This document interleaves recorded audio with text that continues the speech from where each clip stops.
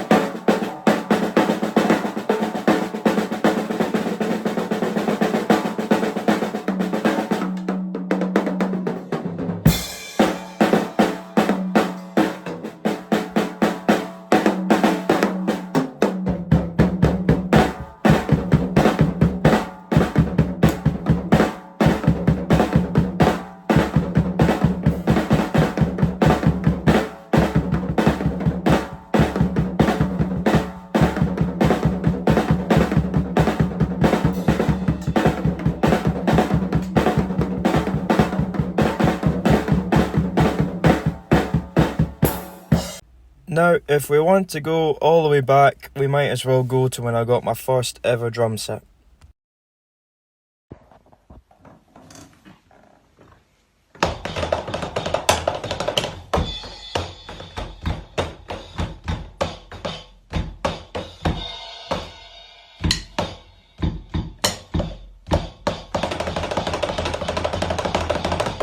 Stop. Right. How about we skip to right about here. Now, this is when I got my first ever drum set. You can see how happy I ever was. It's still the kit that I play now. It's the Pearl Roadshow kit in black with solar symbols by the company Sabian. So, basically, the backstory to me buying this kit is from when I was on a night out with my pals from school. Probably one of the first night outs I've ever been on. I went outside and I started talking to this ginger fella who ended up being part of the original Samsara, and he said, "Oh, you should be in our band." And I was like, "Aye, probably, that's what I want to do." And then he asked, "Are you a drummer? Because you've got hair like a drummer." And I was just like, "Aye, I do have hair like a drummer." So then it goes by a couple of days and I look on Instagram and I see this post where these 3 lads are in a practice room just playing a song together. I believe it was Molly's Chambers by Kings of Leon that they were trying to play. And it ends up the same guy that I messaged is the same guy that I was talking to on the night out. So what happens is I ask them, "Are you needing a drummer?" They have a wee think about it. They say aye, and I end up coming along to a studio called S950 in Glenrothes. And we basically just had a wee jam together, and then this is what it came to.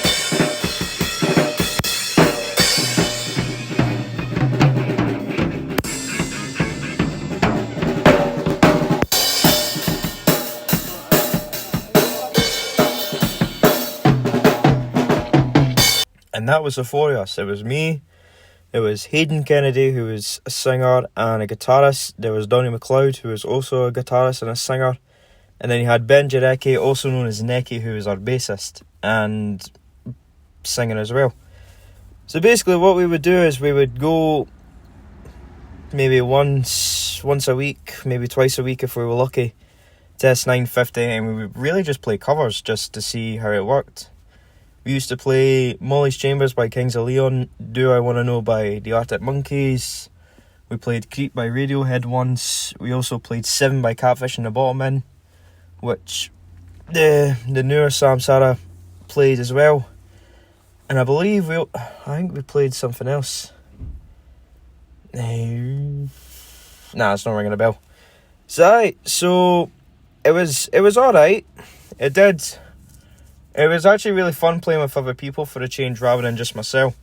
So there was that, and we enjoyed hanging out with each other because we would just chat random stuff and then just have a laugh and all that, you know what I mean?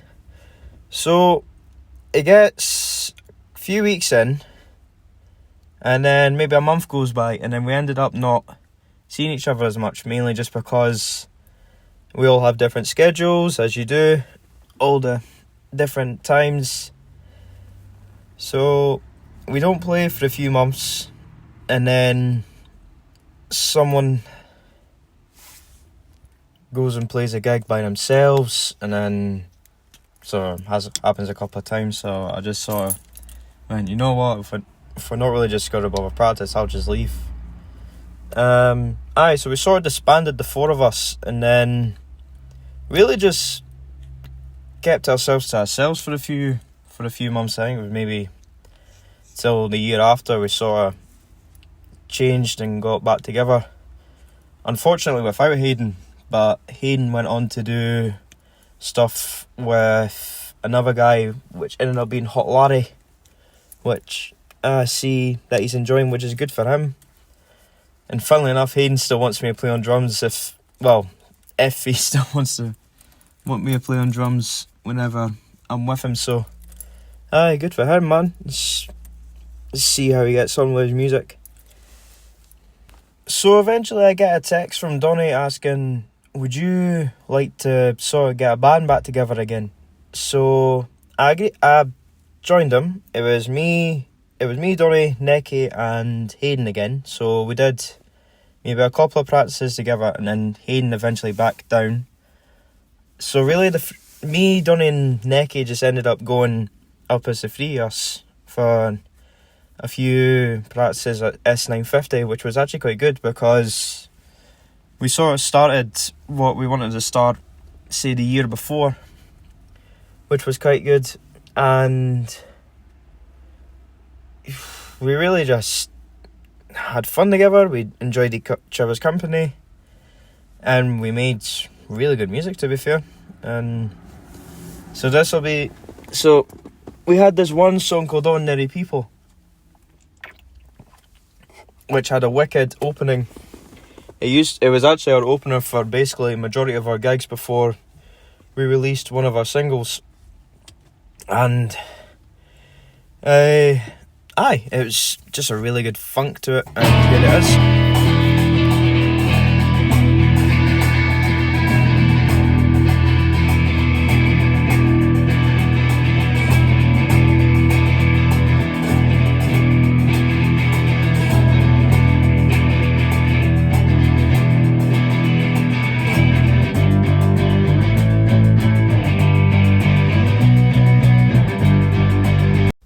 And now if you skip to this part of the video, this is where you realise this was the first ever edition of Ordinary People.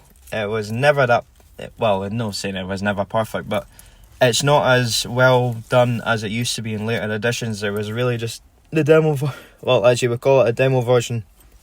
But it's still good, and this is what you've been waiting for.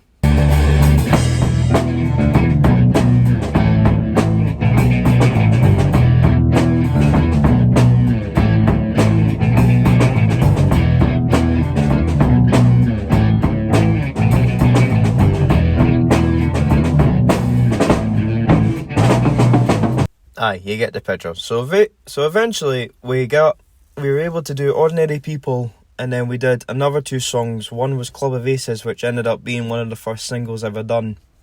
And then we also had a very fast punky song called She Cries, which was really good to play. And we ended up playing that. So we went to a place in Edinburgh called Whistle Binkies, which was very famous for open mic nights and just live music in general. So we thought one Monday, let's go away up to Edinburgh and let's play the 3 songs and then just see how it goes. So we played them, and it actually ended up being a really good night for us. And not saying we drew a crowd, but a lot of people started coming in and listening to us and giving us rounds of applause and that. So it was actually really, not necessarily really humbling, but it was like a really nice thing to do, and just come in and watch us play.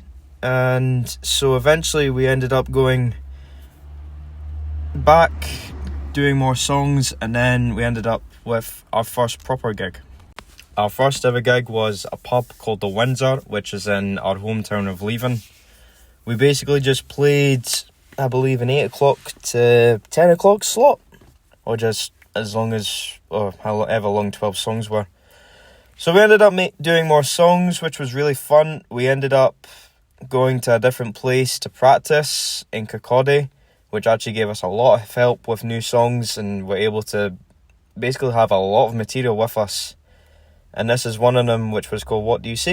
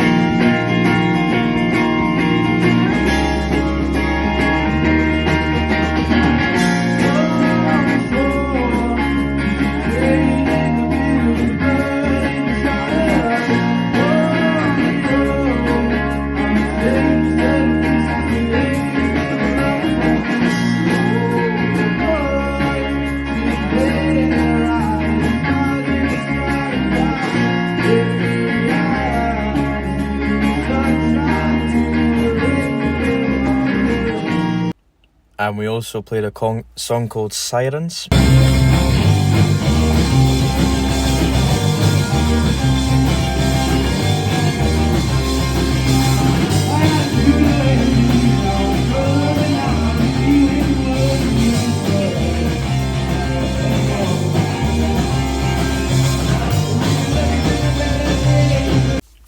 Now, if you want to know why, Lewis, why are you stammering through this video like mental? It's because I am recording this in my car in January in Scotland, and it is absolutely Baltic without the bloody heater on.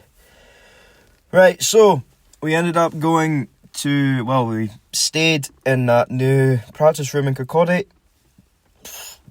which was basically given to us by the owner of McPhail's, and thank you very much for at this time, thank you very much for giving us it, because if we didn't have that, we wouldn't have been able to do all the gigs that I did with them, and probably all the gigs that they're doing now. Jesus, it's freezing. So we ended up doing, just practicing more. I think we ended up saying that we were going to get a gig in McPhail's, which was another more well-known pub in Leven, which thankfully was a Celtic pub at the time. So I was a lot happier. But then one day we find out Donnie got a text from someone asking, would you like your band to play in Promfest, which is basically, it's like a mini town festival which basically has live music play. There's a lot of carnival stalls, a few carnival stalls, and there's burger vans as well. It's quite a decent thing for the prom to do during the summer. And it's also a thing that a lot of people and families go to. So it was quite good of us playing that, because we were able to show a lot more people what the music we do in that, and just how we play it, really. So we play that. We really we get We practice up, play the songs. We do a shorter set list than we did last time, but it was still really good. I get on the mic saying who likes punk, gets no reaction. That is what it is. We still played a really good turnout, and then I was able to play Sirens a lot better than I did now, so here's Sirens in a better version.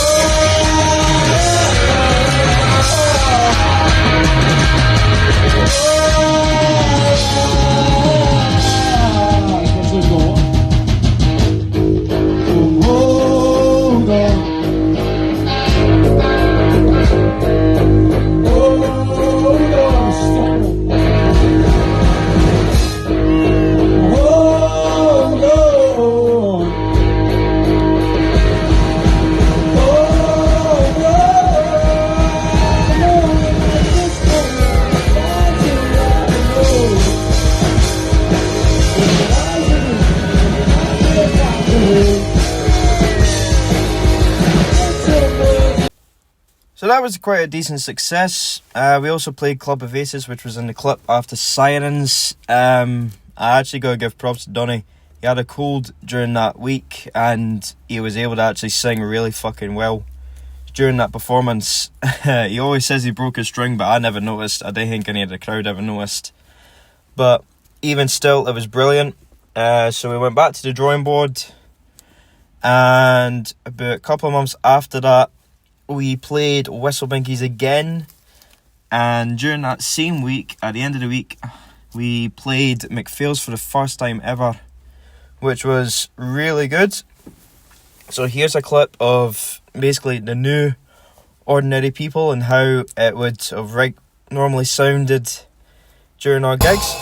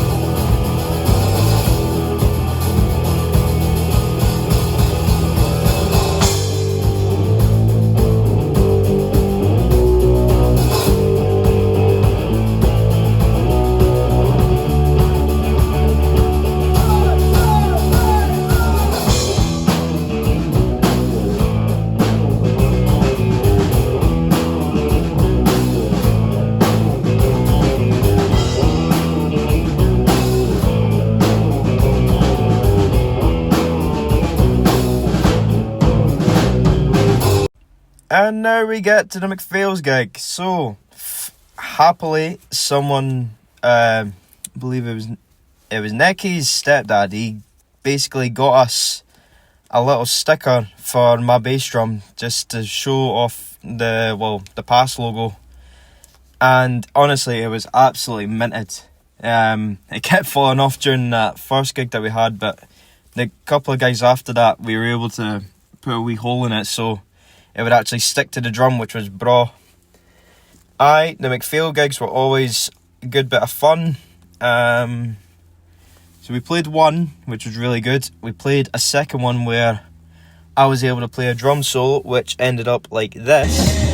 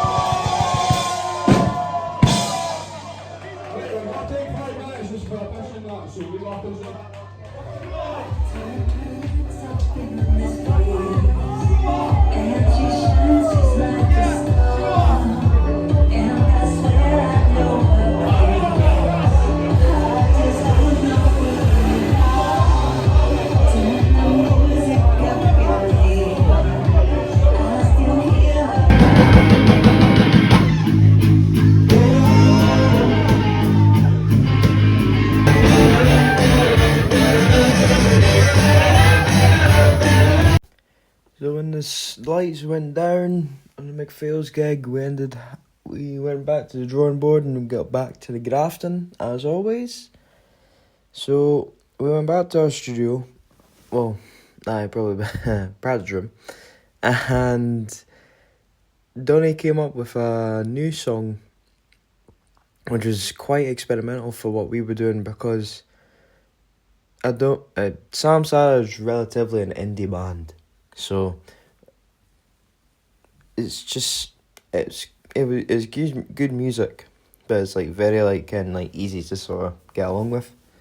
So it wasn't anything like not interesting, but like it was just sort of just easy listening. Like you can listen to it and not have anything bad to say about it, unless you'd never liked indie music. But that's just for the people that didn't like it. Anyway, so he came in with this very interesting track that we did. Tried to play.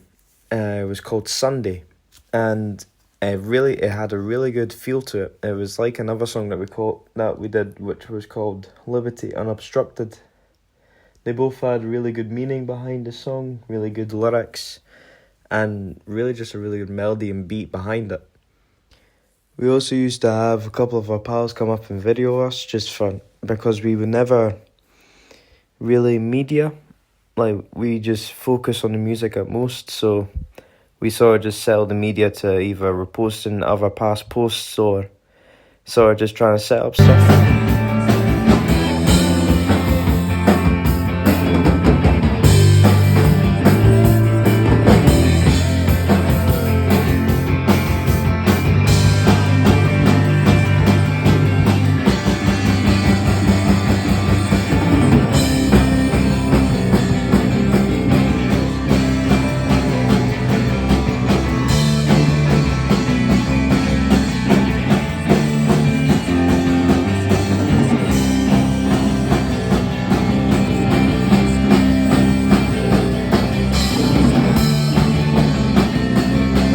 So that was the basic idea of what Sunday was. Well, that was basically what I believe the chorus used to be, or the bridge before the chorus was. I enjoyed it, but I think the more that we played it, because this is when we were getting to a time where, by the end of my time with Samsara, I sort of objected with it because I was still working full time. That we were practicing 2 to 3 times per week, every week. Because Neki always had college in Glasgow, like once every 4 weeks, and we sort of just worked around Donny's shifts and his work. So it really just came to a point where we couldn't get drums right, in a sense.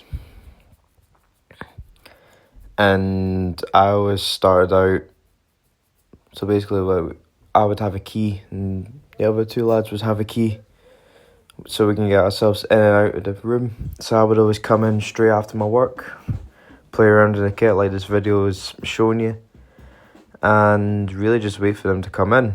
And we kept playing Sunday, kept playing it. And for some reason we could never get a solid drum beat to it. I always thought that the beat I had with it was good, and that sort of fitted the song. However, Donny always thought that we should use the one from a song from the Stone Roses, which I sort of disagreed on because I didn't want to use a beat that someone else's did. So in the end, we sort of just dropped it and then moved on to Whiskey in the Wall.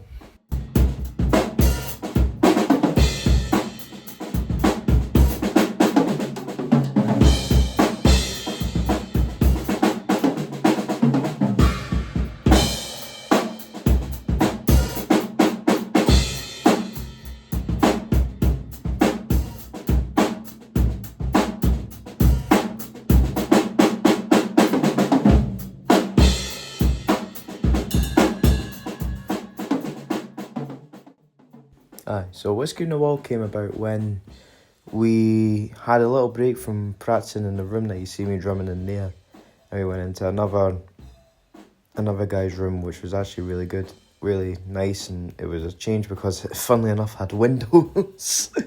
So I was actually able to have a look outside and just see the sun and light and all that. It was a song that Donny brought in, and it had a really rocky, upbeat feel to it.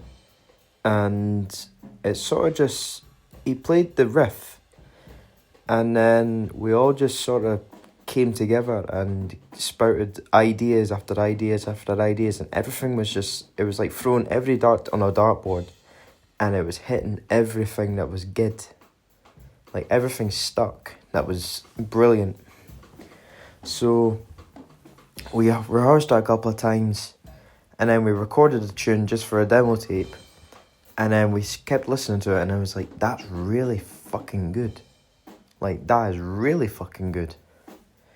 And it was, the good thing about it was, because we all had a bit of a solo.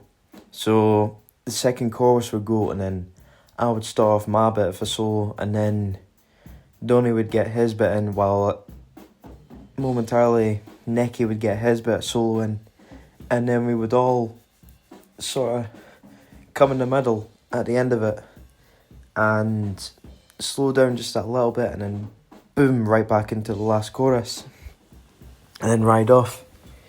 But it was really brilliant about how we were able to go from a song that was really, let's just say, pissing us off to high end, and really getting something completely different, and everything just working behind it. So we just kept practicing, and then we eventually agreed that we should start getting music out for the new year, which this would be 2024. So I believe Donny set up an appointment, not an appointment, but a couple of days up in EFR Studios, which was right behind the building that we practiced in, so that was actually quite handy. I used the cymbals I was using in the kit that I was practicing with, and we met up with Rob McGuinness and another lad that was really nice to us and gave us a hand with the songs, and we basically started recording our music, and it went very well. It was quite easy, quite self-explanatory. I was basically able to do my 3 drum tracks I basically I had 3 drum tracks per song, and I was able to get everything done in a span of maybe 40 minutes. That was how really easy it was, and within maybe a week to 2 weeks, within a week, we were able to hear the demos back, the rough demos, and then about a month later, it came out, and we literally had 2 official songs, Whiskey on the Wall and Club of Aces. I apologise now. The second man that was with us was named Alex Burrell, and he was also very helpful in helping us with the recording process. So basically, we got the 2 songs out, we promoted them, and then the end of that week, we had a gig back at McPhail's. However, during our practices, we ended up adding an extra member, Lewis Hogg, also known as in the group as Hoggy as well. We added him just as an extra because Donny added more guitar parts to the songs, so we thought as a way of building up the sound in our live shows, we thought we would add him in, let him come in, bring in some guitar parts, and basically just be a part of the band. And his first show was McPhail's, and I believe he did really well for the first show. And, well, here's my drum solo from that show that I thought was rubbish on the night, but by watching it back, I thought it was not as bad as I thought it was.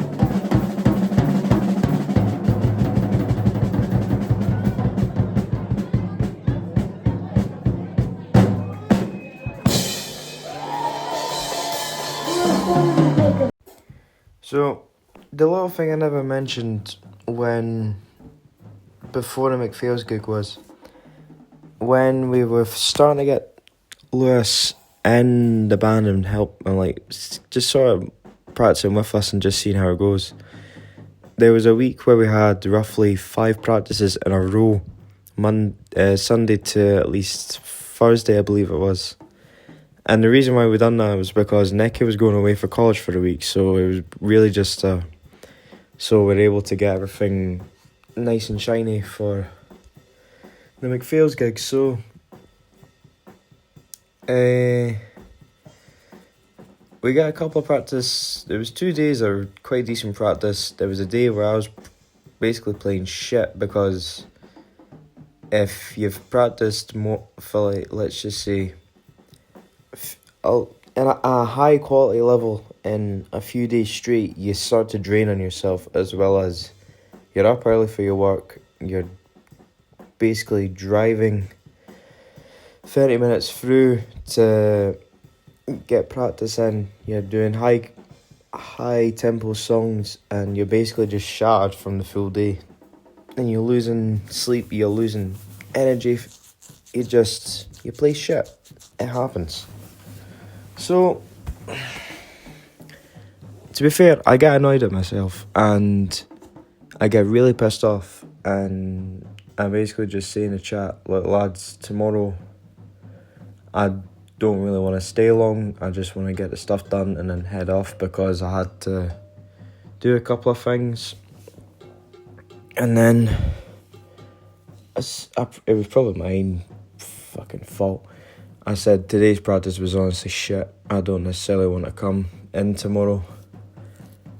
And it sort of just started off from there. Me and Donnie's was not necessarily at each other's throats, but we were just saying back and forth about it. And it led to the day after. I drove him up to practice, and then Nicky met us there. And before we even started, we had a sit down, and basically I get given all of this shit piled on me, saying yesterday's practice was shit. Like, what the fuck's going on? It's like you didn't want to be here. It's just like, what the fuck? So after that, we play a few songs, and then I had to divvy out because I had to do something. And then, while I'm away, I'm completely pissed off.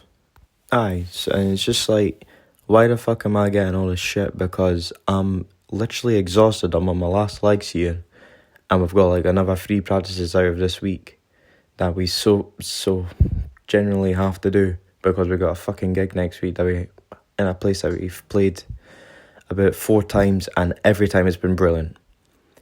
So basically, so after that practice, I'm fucking fuming. I am furious to the high max. And I'm just like, come on, fuck this, fuck them, I'm leaving. And the jokes aside, I'm better. I would say I'm better. I've been better for a long time about it. But I've mainly been better because I never said anything back to Donnie when he was saying all that shit.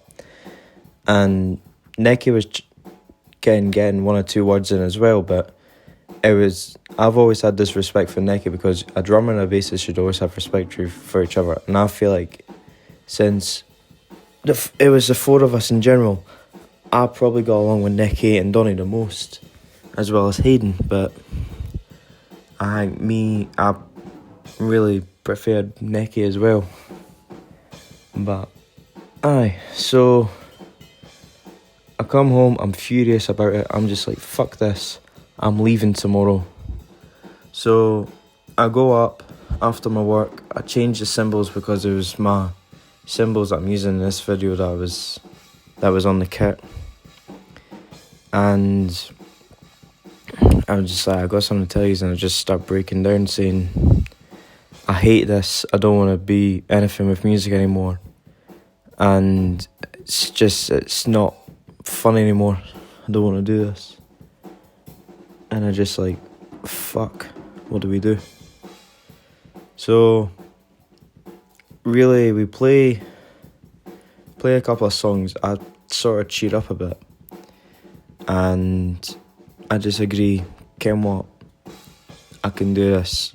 We play McPhail's and then we play a gig the Friday and then on the week after at the Kings, and that was my last ever gig with Samsara because the day after I decided, right, this isn't for me.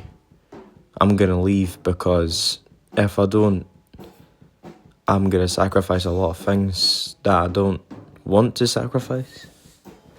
And basically it's better off if I do something else rather than this. So I left Samsara on, I believe, 2nd of March 2024, and it's still going, I would say. And you can be pissed off and you could fucking talk shit about it and you could be really bitter about how things went and that you would think that everything would stop, but it didn't. But you sort of just gotta move on. That's like the way life works. But this isn't necessarily a nag on Samsara, like fuck them because I'm pissed off with them. It's really just, it was great working with them. It was great making music with them. It was just by the tail end, it was maybe time that we sort of went separate ways. Just in general. But aye, so there you go. That's the story of me and Samsara. Anyway, so thank you very much for watching. Thank you very much for having a listen. It's been quite a long one, but 40 plus minutes at least. If you do enjoy it, please give it a subscribe, give it a like, maybe share it if you want to share it. It's up to yourself. You can leave a comment. And really just stay tuned for the rest of the episodes. Thank you and goodbye.